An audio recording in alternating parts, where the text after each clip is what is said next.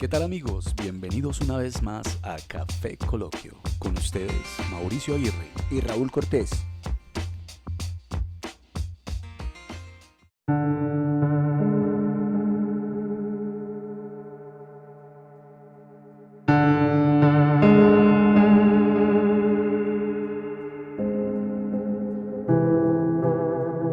Nada más entrar al edificio, el oficial reconoció el olor inconfundible a muerte. A medida que subía las escaleras, el hedor se hacía cada vez más insoportable hasta llegar al tercer piso, donde el propietario abrió la puerta del apartamento y señaló el interior. Su inquilino se negaba a marcharse y había numerosas quejas por fuertes hedores. Sin embargo, aquello no era un problema solo de olores. El agente inspeccionó una de las habitaciones, cerrada con tablones, miró por la cerradura y al fondo observó las piernas desnudas de una mujer. Se trataba de un cadáver. No fue el único.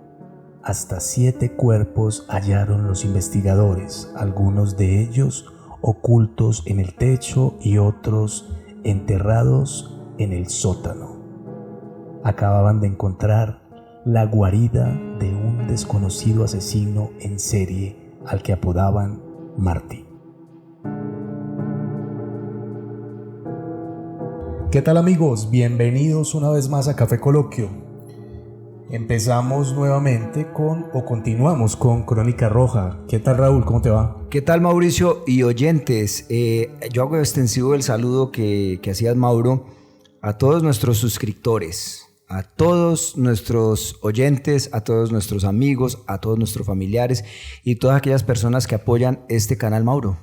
Claro que sí. Y sabes qué, Raúl, desde aquí quiero mandar un saludo muy especial a unos creadores de contenido. Tienen también un canal que tiene un nombre muy parecido al nuestro, se llama Café con Helado. Españoles. Hace poco descubrí este canal, muy agradable, son 2 señores que hacen un coloquio muy similar al nuestro, y de verdad que me gustó mucho. Entonces un saludo muy especial a estos 2 señores. Claro, y el apoyo total también para todas estas personas. Claro que sí, desde aquí un saludo, los invitamos a que los escuchen, se llama Café con Helado. Muy bien. Mauro, lo decías empezando, Crónica Roja o Crónica Negra, crónica de homicidios, algo muy perturbador. Pero hoy tenemos un caso bien interesante. Algo Raúl, muy perturbador, como lo dices, y que el público de pronto entienda que en ocasiones nos hemos dado a la tarea de hablar de casos que han ocurrido aquí en nuestra ciudad y en Colombia, pero que es un fenómeno, por decirlo de alguna manera, que ocurre en todo el mundo. En cualquier parte del mundo. Y en un momento determinado también pensábamos que esto de los asesinos en serie únicamente pasaba en Estados Unidos. Aquí también ocurre. En todo el mundo, donde hayan seres humanos, Mauro. Donde hayan seres humanos, ocurre aquí al lado, en Venezuela, en Ecuador. Solo que en otras partes más visibilizado, más mediático por los medios de comunicación. En Estados Unidos vos sabes pues que se ha hecho muy frecuente sacar películas, series y todo tipo de material o de contenido que tenga que ver con este tipo de atrocidades o de asesinatos, porque finalmente llama la atención. Y el caso de hoy, Mauro, es un caso bastante tenebroso y es... Un caso bastante tenebroso y que va muy en línea con la participación de otro asesino en serie que también hacía sus fechorías tal vez en el mismo momento y tiempo que estaba ocurriendo acerca del que vamos a hablar. En este caso vamos a hablar de El coleccionista de cadáveres, imagínate. Nada más el nombre es aterrador. El coleccionista de cadáveres. Vamos a ver las caras del mal. Y esta es una cara que ha sido un poco desconocida y por eso traemos el tema, y es Harrison Graham, más conocido como Marty. Mauro, ¿quién era este tipo? Este hombre era un joven de raza negra, llamado, como lo acabo de indicar, Harrison Frank Graham, y tenía un apodo que era conocido como Marty. Él nació el 9 de septiembre de 1959 en una ciudad de Estados Unidos llamada Filadelfia. Todavía está vivo, ¿no? Sí, está vivo, tiene creo que 64 años. Este señor nace en el seno de una familia numerosa, donde él era el mayor de 5 hermanos. Pero mira, Mauro, que hay algo muy significativo, es que Graham, desde bien pequeño, tuvo serios problemas en la escuela debido a que su coeficiente intelectual, ¿sabes de cuánto era? 63. De 63. Cuando el coeficiente intelectual promedio, una persona promedio, es de 90 a 110. Estaba muy por debajo. Y ya una persona, pues un genio, genios como hemos visto, y científicos y personas pues muy sobresalientes en diferentes áreas, pues han tenido un coeficiente de, ponle 120 a 140. Pero este señor tenía un coeficiente de 63. Imagínate que de hecho estuvo durante 2 años internado en un hospital psiquiátrico. La mamá luchó mucho con él, ¿no? Lucha bastante con él. Una vez que él sale de este hospital psiquiátrico, pues regresa a su casa, su comportamiento empeoró. Imagínate que debido a que ya tenía estos problemas en su coeficiente intelectual, problemas psiquiátricos, problemas comportamentales, pues este señor empezó a consumir alcohol y también otras sustancias psicoactivas como drogas, lo cual se tradujo en alucinaciones. Este señor tenía alucinaciones, desmayos y paranoias. ¿Cómo te parece pues todo lo que se empieza a configurar en este personaje? De hecho, más adelante vamos a ver cómo la gente finalmente termina pues creyendo lo obvio, y es que tenía problemas mentales porque ese señor hablaba solo con... Sí. Incluso hablaba con una marioneta que tenía. No marioneta. No, un títere, perdón. Un títere que tenía que representaba Monster el Cookie. monstruo come galletas. El monstruo come galletas. Entonces, conocido Plaza Sésamo aquí en Sudamérica o los que hablamos, los de habla hispana en Estados Unidos tenía... La calle Sésamo, algo así. Bueno, Mauro, entonces este individuo inclusive llega a decir, un psiquiatra o psicólogo llegó a la conclusión que tenía rasgos psicóticos. Este tipo tenía sus rasgos psicóticos. La mamá, pues en su desesperación por ayudarle a cambiar o a mejorar su comportamiento, pues empezó a llevarlo a la iglesia cristiana, a una iglesia protestante, para ver si de pronto con las clases bíblicas y con todo este tipo de actividades que se dan en las iglesias, pues podía modificar su conducta, pero finalmente no fue así.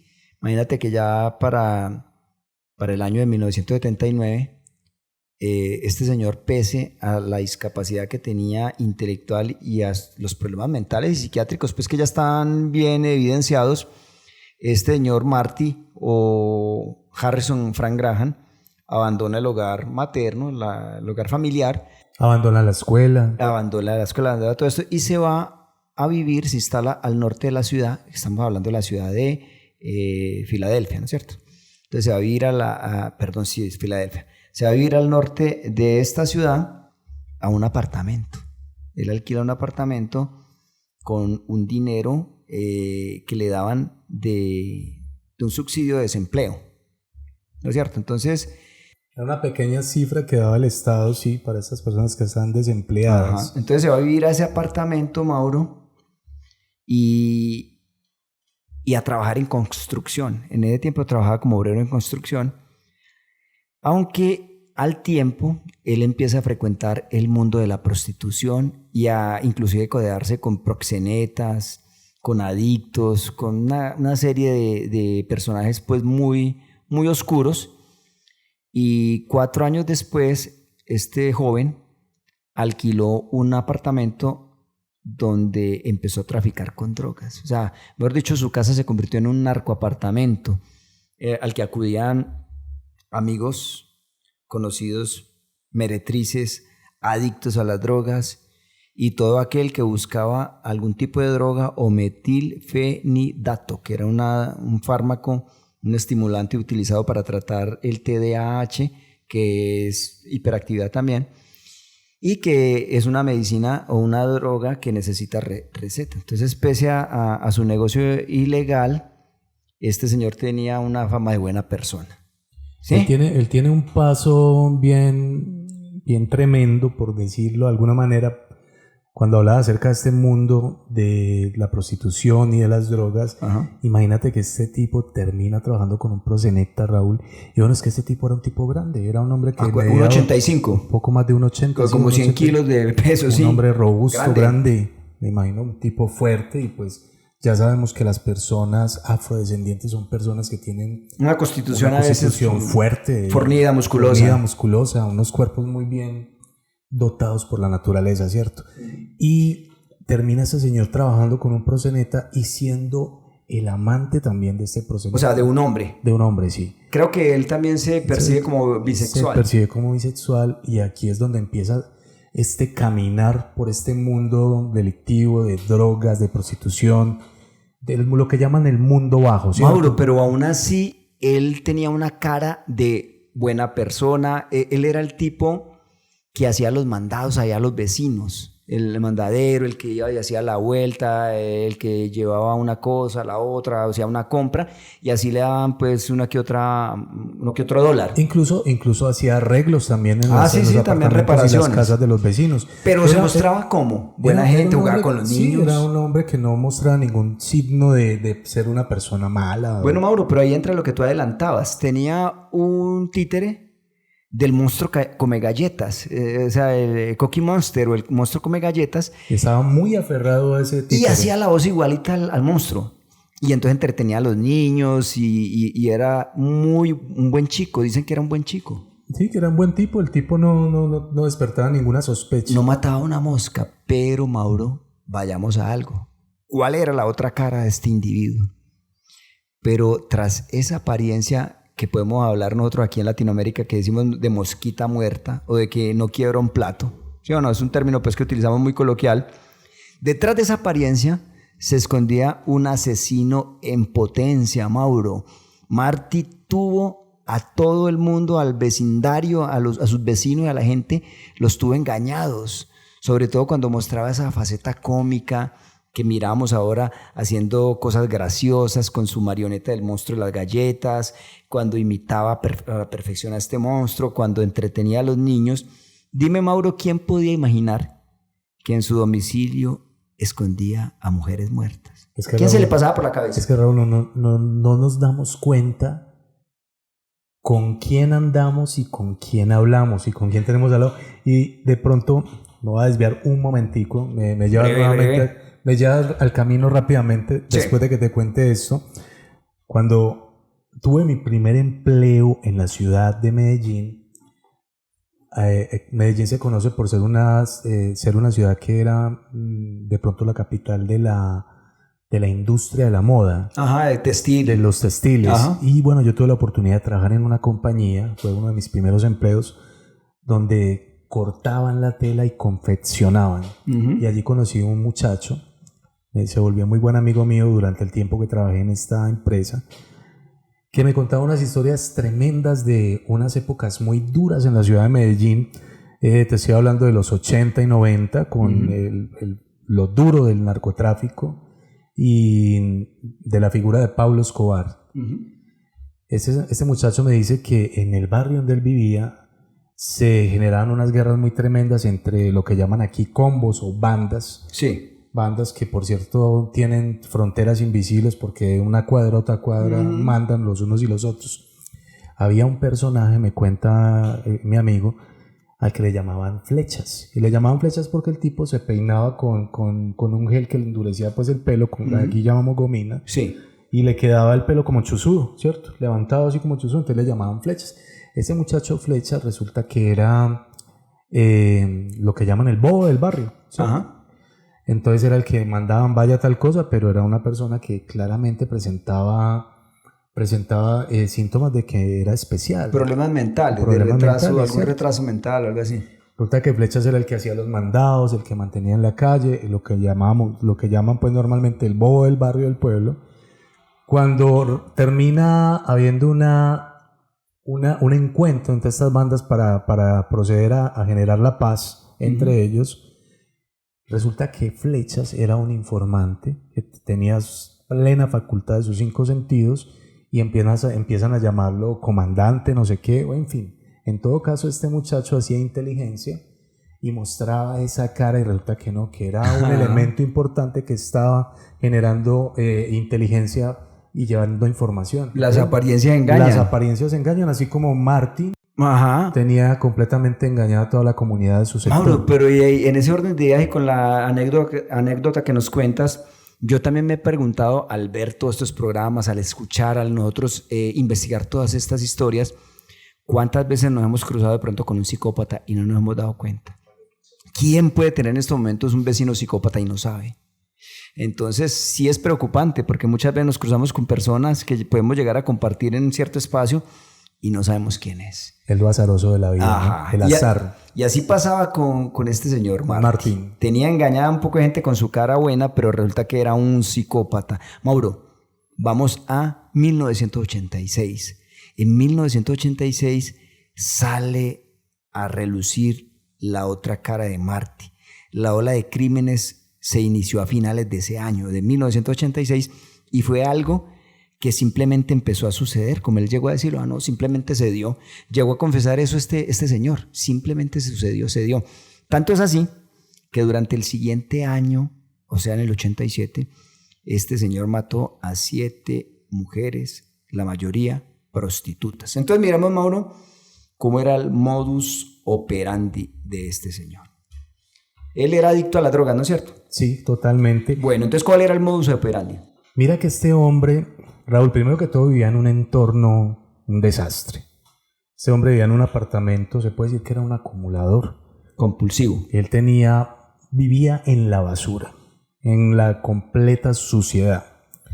Él le brindaba a estas personas que eran adictas, a las drogas, les brindaba la posibilidad de que tuvieran drogas, acceso a las drogas y que tuvieran un lugar donde consumirlas, y este lugar era el apartamento. E inclusive pernoctar ahí o dormir. Pernoctar allí y dormir. Entonces, primero que todo llegaban allí estas mujeres con el afán del consumo, terminaban consumiendo. Finalmente había un acuerdo, según Martin, donde tenían relaciones sexuales, pero empieza este hombre a confesar que se acostaban, que tenían su intimidad y que al día siguiente las encontraba muertas. Pero es que él tenía una práctica, Raúl, durante el momento, pues, o el acto sexual, que es una práctica que... Ahorcamiento. Estrangulamiento. O estrangulamiento. Entonces este hombre finalmente terminaba matando a estas mujeres, quitándole la vida, y lo que hacía este hombre era muy perturbador porque no se le ocurría otra cosa distinta que dejar ese cuerpo debajo de la cama. Sí, Mauro, pues qué pena, incluso pero es que suena aterrador. Incluso una de sus primeras víctimas creo que era novia de él.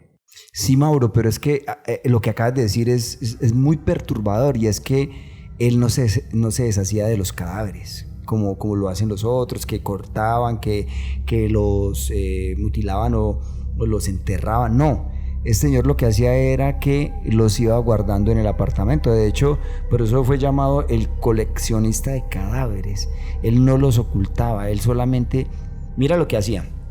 En medio de ese basural que tú nos decías, parece ser que los desechos de basura, de comida, estiércol de perros que también a veces llevaba a la casa, y toda la basura que tenía, creo que eran como 60 centímetros más o menos de altura, que llegaba a la rodilla de las personas. El nivel de basura. Y debajo de esa basura, debajo de la cama, entre dos, eso sí es perturbador. Pero mira, primero él envolvía los cuerpos en bolsas de lona y en mantas. Algunos de ellos los colgó de un techo. Otros los colgó o bien sobre basura que iba amontonando o bien sobre colchones viejos. Ahí está el caso que tú dices. Ese caso me parece bien perturbador porque ¿qué hizo? Este hombre llega y uno de estos cuerpos lo pone sobre la cama en un colchón, pero le pone otro colchón encima. Un colchón encima, y este hombre dormía sobre ese cadáver.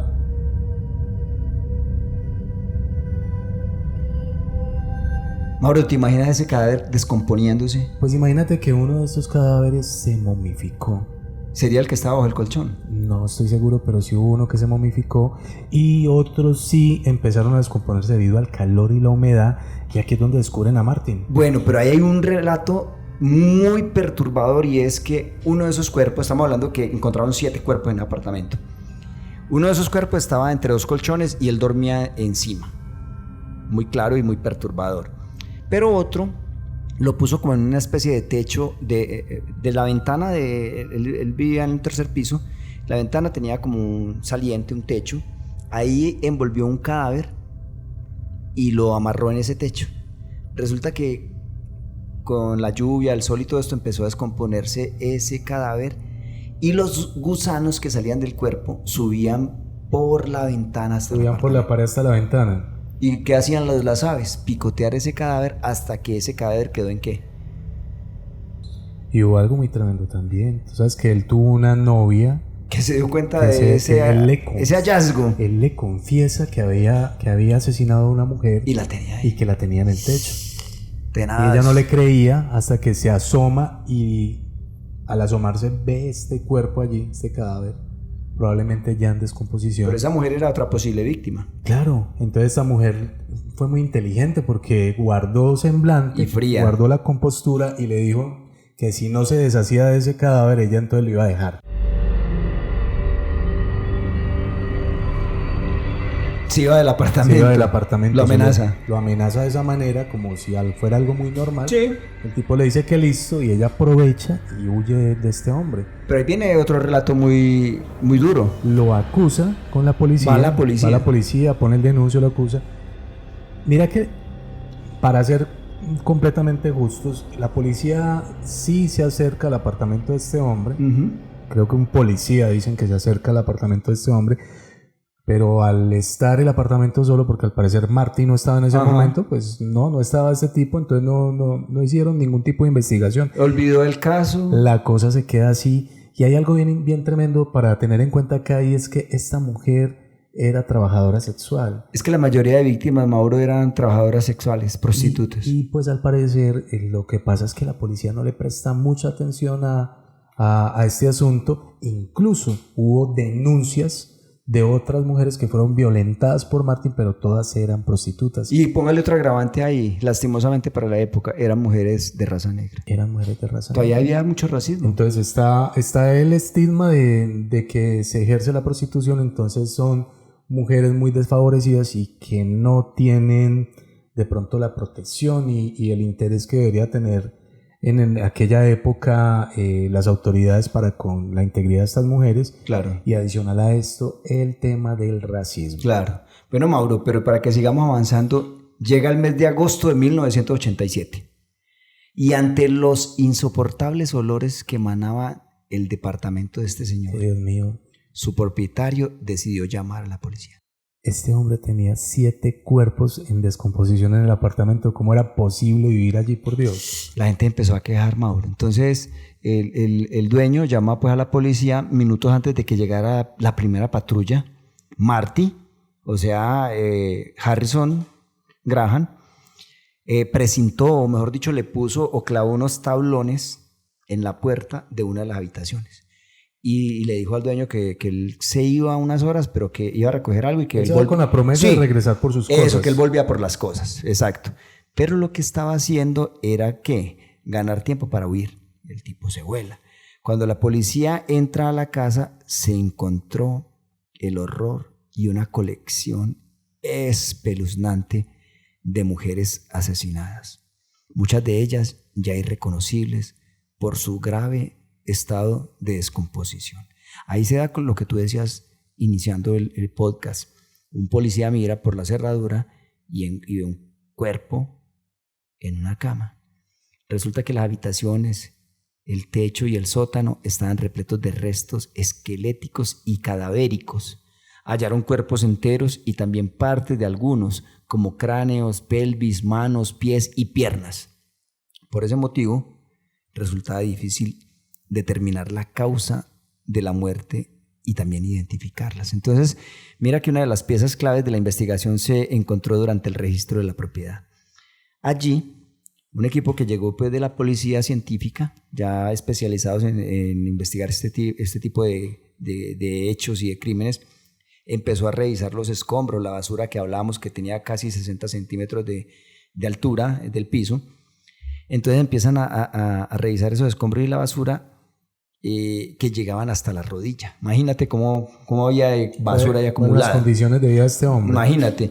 Entonces ellos empiezan a buscar objetos de las víctimas y entre esos elementos que recuperaron, encontraron 2 aretes en forma de corazón, encontraron un anillo, encontraron un pendiente en forma de cuadrícula y encontraron una serie de objetos de mujeres. Entonces mira lo que hizo la prensa. Publicó esta información con fotografías obviamente para que los familiares que vieran estas fotografías pudieran ayudar y así pudieran reconocer a través de los objetos, identificar a las víctimas. Entonces, ¿cómo te parece que una joven cuya compañera de apartamento llevaba ya muchos meses desaparecida, se llamaba Sandra Garvin, dio detalle de que podría vincular a su amiga con el apartamento de Marty y así fue. El asesino había acabado con la vida de esta muchacha y sus restos se encontraron ocultos en ese inmueble en medio de esa basura. Entonces este tipo huye. Este tipo huye y empiezan a buscarlo. Resulta que la mamá intercede pues allí, habla con la policía y empieza a llamar a Marty y le dice que entregue. ¿Sí?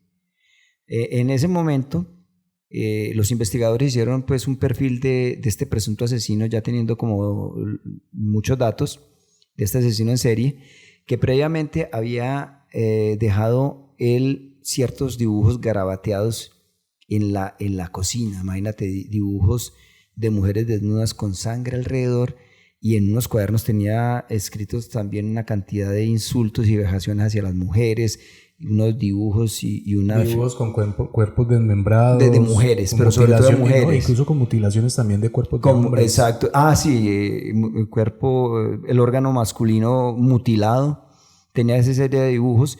Entonces, mientras el nombre de este señor Marty se encontraba en la lista de los más buscados y la cara pues se podía ya ver en varios sitios públicos, la policía ahí es donde localiza a la mamá de Marty para pedirle ayuda. Entonces los agentes creían que solo ella era capaz de atraer a su hijo, y así fue que el 17 de agosto de ese año de 1987 la madre de Marty pues lo persuade y lo convence para que pusiera fin a esa huida, que se entregara.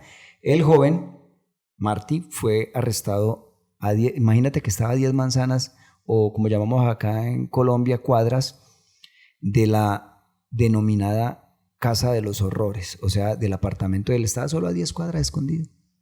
¿Cómo te parece? Sabes que a mí me llama mucho la atención este caso, Raúl, por algo en particular que ocurre en la época. Y es que, bueno, primero que todo hablas de los aretes y cómo... Los pendientes, todos estos accesorios. Uno de estos cuerpos también lo encontraron pues desmembrado, logran rescatar el cráneo, se lo entregan a un artista forense. Ah, sí, un antropólogo. Este hombre pues llena este cráneo. Sí, le da forma. Le da forma, pone la fotografía y se acerca a una pareja de ancianos que creen reconocer la cara de su hija desaparecida, y efectivamente era ella porque contaban con los registros médicos o dentales de esta muchacha y logran identificarla. Tenaz, pero a la par, mientras Martin llevaba a cabo esta ola de crímenes, había otro criminal que también estaba haciendo sus fechorías. Este tipo también hace cosas muy perturbadoras, y me llama mucho la atención lo siguiente, Raúl, y cómo el racismo tan fuerte que había en Estados Unidos en la época, actualmente también vemos que ocurre, pero en aquel entonces de pronto era más fuerte. Es tan grande este racismo que opacan el accionar de Martin con el accionar de este otro asesino en serie. Hombre, Mauro, el asesino que estaba... ¿Era blanco? Se llamaba Gary Heinick.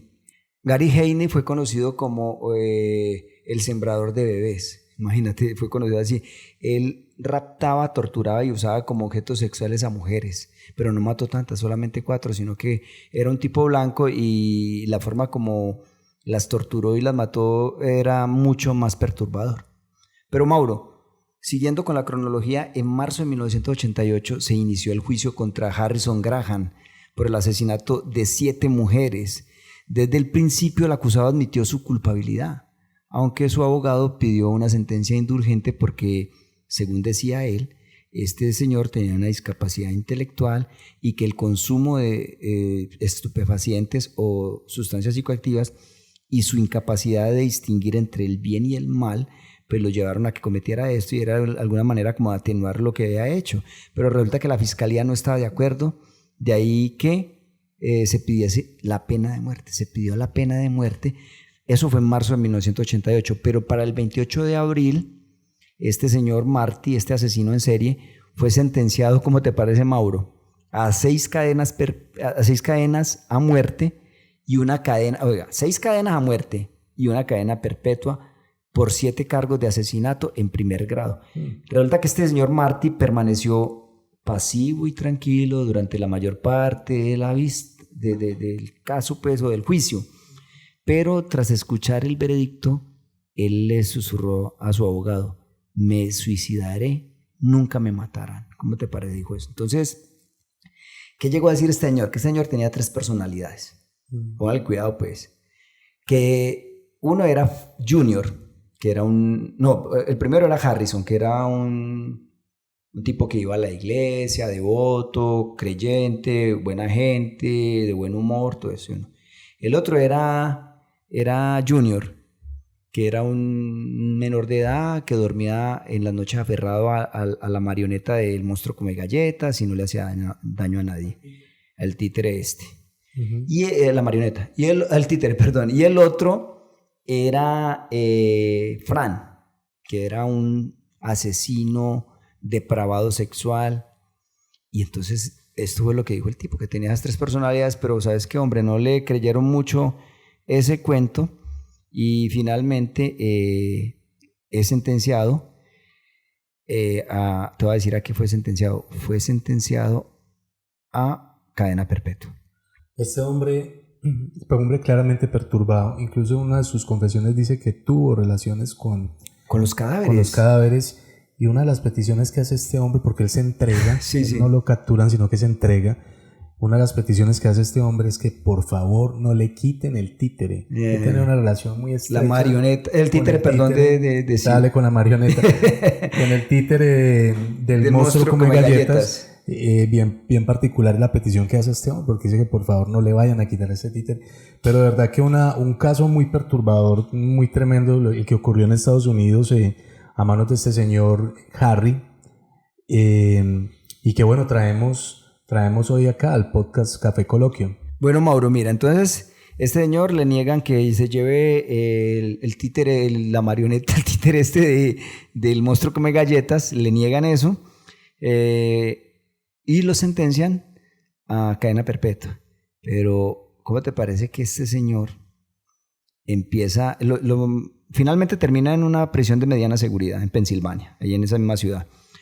Se dice que su comportamiento es apacible y no violento y empezó a estudiar para ser ministro protestante o pastor, y creo que ya le entregaron un certificado como pastor o como ministro protestante.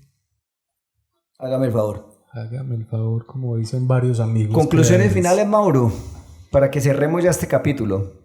Hombre, no sabemos muchas veces con quién hablamos, no desconocemos por completo con quién nos cruzamos en nuestro camino. Definitivamente un hombre que, como decíamos al inicio, no mostraba ninguna tendencia agresiva, ningún síntoma de que fuera un monstruo como lo fue. Y resultó que engañó a toda una comunidad, ¿no? Claro. Y le quitó la vida nada más y nada menos que a 7 mujeres, incluso los vecinos lo vieron en varias ocasiones cavando fosas, y él decía que era para los perros que él recogía en la calle, claro, que se le morían. Y parece que era verdad en parte, pero en parte también guardó un cadáver en un sótano del edificio donde cavó y guardó uno de los 7 cadáveres. Mauro, sí, conclusiones es que el ser humano, como decía por allá Pico de la Mirandola, puede llegar a ser la criatura como un ángel más elevada y más excelsa, como también puede llegar a ser la más vil alimaña. Siempre existe esa capacidad, y como decías, no sabemos con qué personas a veces nos cruzamos y cuántas personas por ahí tienen este tipo de de perturbaciones. Entonces, ahí les dejamos pues como ese punto de reflexión. Personas que terminan siendo tristemente célebres por unos actos verdaderamente aberrantes. Raúl, bueno, llegamos al final del episodio. Quiero recordarles a todos los oyentes que nuestro correo electrónico es kfecoloquio@gmail.com. No olviden comentarnos. De verdad que nos ayuda mucho cuando nos comentan, nos ayuda mucho que le den a me gusta y que también nos compartan. Raúl, nos escuchamos en un próximo episodio. Mauro y oyentes, hasta pronto. Hasta pronto.